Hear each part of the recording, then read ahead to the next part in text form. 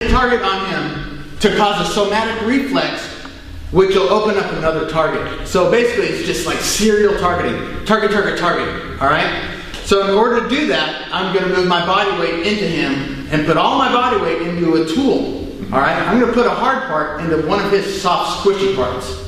Alright? Just like if you go to a doctor's office and they use that thing and your leg goes up, you can't stop it. It's going to happen. There's no way you can stop that from happening. So if I crush his groin, wham!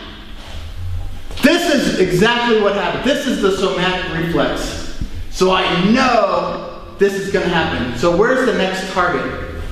Either throat or eyes. Either throat or eyes. Right. It's right there. Right? And I have at least half a second to take my next target. So now we're just going to recap on the somatic reflexes. So if somebody gets the eyes, the hands go up to the eyes, boom, which opens up a target.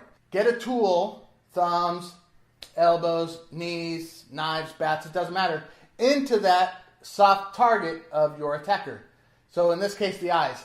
The eyes, the hands go up, and they'll drop whatever's in their hand. You saw the basketball scene. He dropped the basketball. Hands go to the eyes.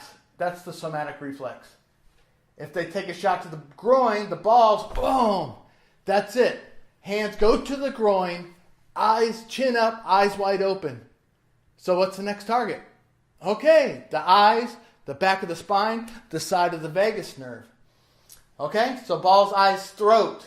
So if you hit the trachea, the hands go here, and the person asphyxiates. So you could have a groin shot, you could have an eye shot. Now it might even happen on the ground. They're going to somatic reflex in that same way.